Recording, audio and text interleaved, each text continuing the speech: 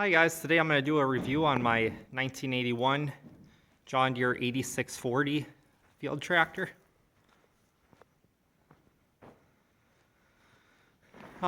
This tractor here, I bought it with the tires about 40%, so that's where they're at. And I just use it as a sprayer tractor and to pull the disc a little bit. But I usually use my big Verstel 895 to pull the disc. But yeah, so it was mostly a sprayer tractor. But yeah, it's been a darn good tractor. The only problem that I've had with it, I guess, is it does leak coolant into the engine oil. And what people said that is the cylinder liners, that there's like a rubber O-ring around them, and that can go bad. And then that's how your coolant leaks into your engine oil. So it's just once every morning when I'm getting ready to start out for the day, I'll go ahead and I'll pull the engine oil drain plug on the tractor until all the coolant runs out of it, and I just see black oil, and then put the plug back in and check the engine oil. And I've done that for years. And my buddy, his dad has a construction company, and they actually had an old scraper that had the same problem where the coolant would go into the engine oil, and they just pulled the engine oil drain plug and drained the coolant out of it every day, and they lasted for many years like that too. So for the lighting on this machine, you got your two headlights up front here, and then you got one right there too. And then your batteries are up in the front here. And I know some people pull the duals off for spraying, but I just left them on just because I wanted to be able to, it could get pretty darn muddy when I was doing burn down in the springs. So we got a grease circuit there, you got a grease. Air cleaner exhaust. This tractor does have windshield wipers. That's how your duals are bolted on there. Just gotta, so you just have to pull those off there. I've never pulled the duals off here. And we got the fuel tank here. There's one on each side, and it's just got a hose between them, so it evens itself out. And your articulation area here.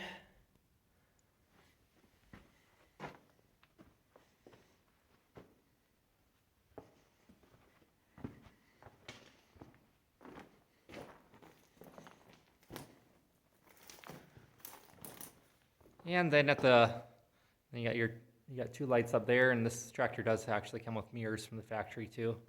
But I have a shield for the back too. When I bought the tractor, I pulled it off just because easier to run my stuff for the sprayer there, out of there and all that. So pulled that off. And then let's see. Here is where you add your hydraulic oil. And the dipstick for the hydraulic oil is right there. You'll see it. Pull it out of there. It's a pretty long one right there. So, right there. And then this tractor does have 4 hydraulics on it, 4 SCVs. You got 1, 2, 3, 4. And this tractor also has 1000 PTO on it. And then my tractor also came with factory 3-point. And the old owner, they came with this 2-point hitch on there too. They also use this as a sprayer tractor, but they actually carried their sprayer on their 3-point, is how the old owners used it. And this tractor is 275 horsepower. And then this is what the sprayer that I've been using behind it. It's a Summers Ultimate, and this is the 1500 gallon with the 100-foot booms on it, and pulls it really nicely. To the other side of the tractor.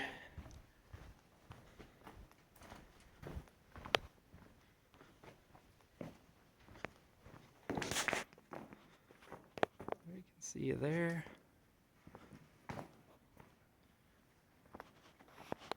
And then I also do have this other hydraulic hose on here, which I added that. It's a case drain in case I ever would use it for pulling the air seeder with the orbit motors. That way you can, any hydraulic oil that escapes, it runs back in the crankcase of this tractor. So, and this is category 3 3-point hitch on here, so the heaviest duty 3-point hitch you can get. And the owner that I bought it from, he ordered this tractor in brand new in 1981. So I'm the second owner. And then here's your, fill up your fuel. And I will show you where to drain out your coolant. Okay, that's the plug that you got to pull right there, that cap. And that's to drain your engine oil out of this tractor. And I remember the first time I pulled it, boy, that green antifreeze ran out of there a long time before it turned black. There was just engine oil left in there. So, but since then I ran the tractor a lot more, so it didn't take as long. Got mirror on that side and your lights. And then this one came with the factory John Deere toolbox on it too. Your steps to get up to this side here. There's no door on this side, it's just kept your for fueling and everything.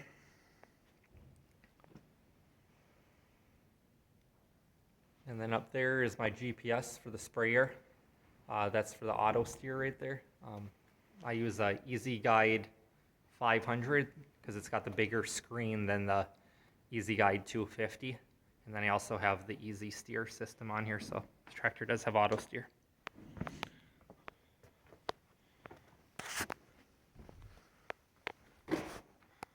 And then that's where your air filter is on it. Show you the cab area too.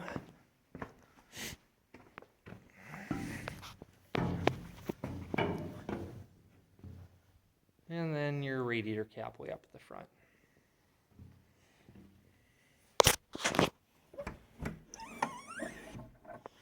And then actually here you pull this out to spray ether in there, which this tractor I do have an ether can mounted on it. It might be on the other side or whatever, but that's how it's injected into your intake manifold.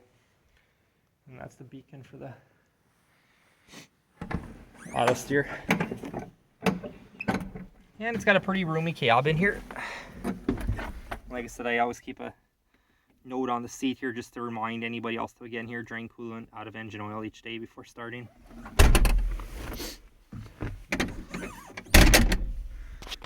Okay, so we got our steering wheel, we got the fuel gauge, engine water temperature, engine oil pressure gauge, and then the volts. And then we have our RPM meter tachometer. Yeah, this tractor only has 7,600 original hours on it. Here's the PTO. This is, like I said, it's 1,000 PTO. And we got, I'm not sure if this is a horn or if this is for the ether, I don't remember. Then we got your light switch here, the key, and then with these John Deeres, when you want to kill the engine, you have to pull that shut off the fuel. You shut off your key. That won't kill the engine. You have to pull this out there until the engine dies, then you can push it back in. And then this, you pull this here to pull your adjust your steering wheel, pull that down. You got your clutch here. You got your brake here. And then you have your foot throttle, that orange one down there. And then, nice thing about John Deere's is they have a diff lock to get through the mud. And I'm not sure if that's like high or low beam or if it's horn, I'm not sure. And then this one here, with these A640s, you could get them with the power shift transmission or the quad range. This one here is the quad range. And how that works is right now you have it in park, and you have fourth, third, neutral there, second, first gear, and then you have reverse 1 and reverse 2 back here. Just each over there. And then this is your ranges. You got, pull that up. You got A, B, C, and D. So for field work, you're usually going to be in B range.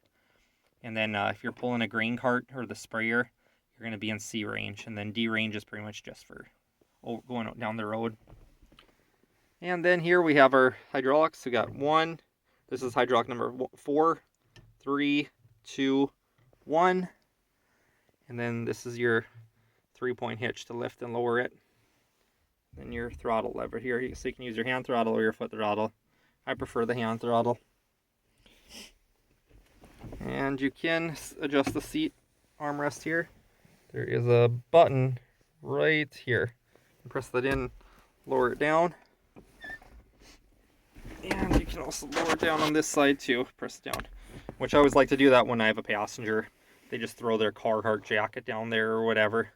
And they have a nice area to sit. You got a cigarette lighter there. And then here's another toolbox here. That's where we always keep our manuals for the sprayer and everything. Back up. Little room behind the seat to put everything. And the nice thing about John Deere's is they have amazing hydraulics. And as the tractor, I'm surprised that the headliner isn't coming down. I mean, it's done pretty darn good there. We got our radio up here. We got our left windshield wiper, our coolant temperature, our blower speed, heater temp, and then the right wiper. And then here's our dome light. There's the switch right there next to it. And now as for the rest of this stuff on this here. Okay. We got the Easy Guide 500 here. And that's from Case IH. And I really like this one here. Like I said, I could have got the Easy Guide 250 for cheaper. And that one's got a smaller screen. It's just tough to see everything with that there. And when I originally started farming, that's all I got was the Easy Guide 500. And I would just steer at the steering wheel myself and try and get it on. But eventually I saved up for the Easy Steer system. And yeah, I probably can't see it, but there's my Easy Steer. And how that mounts is that just attach it onto here, bolt it onto here, and then it's got a rubber wheel on it that just has pressure against your steering wheel, and it steers your steering wheel there. So put that back on. And then here I have my controls for the sprayer here. Yeah, that's the controls for the sprayer here. You got, what is it? Vertical on off. Yeah, this is all just electric over hydraulic, so you'll be using one lever pretty much to control everything here. So you got your, you can lower that boom all the way down to the ground. You can turn on your very end left nozzle, your very right end nozzle. And let's see here. Yeah, just choosing whatever. It's been quite a few years since I ran it. And then it's got the Raven sprayer controller. And yeah, it says Raven sprayer controller. This one is the SCS 450 NVM. And yeah, you just turn that to power it on. And I think you can pre-program your 1 or 2 rates. And then increase.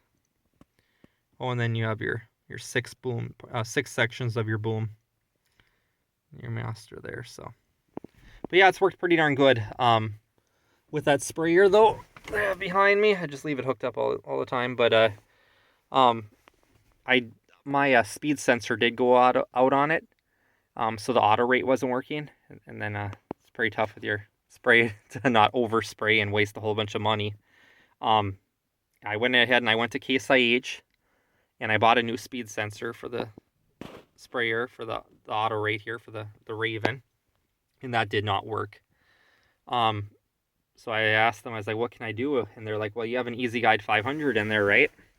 And I was like, yeah. And they actually have a cable that they sold me that runs from here, from your GPS unit, from the auto steer, over to your Raven controller. And it acts as your speed sensor since it's using the GPS. And it worked pretty darn good. So that's a good solution for you guys. So that should be about it on this tractor. I guess this is probably the second 40 series our family's owned. Well, actually, my stepdad's brother and dad had some 40 series as well. My stepdad had the 4640, which is a tool drive with duals, and we always use that as our grain cart tractor. And that pulled a 500 bushel grain cart just fine. And then his brother and dad had a 4440, and those were good tractors too. The 40 series was a good engine.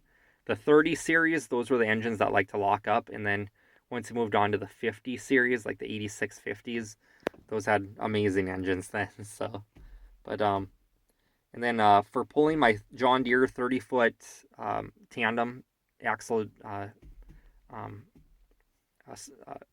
disc, this thing here pulled it at about 5 miles an hour. So that's about what speed you're looking at. So it did good. All right. If you guys have any questions, leave your questions in the comments and I'll answer them. All right, have a good day.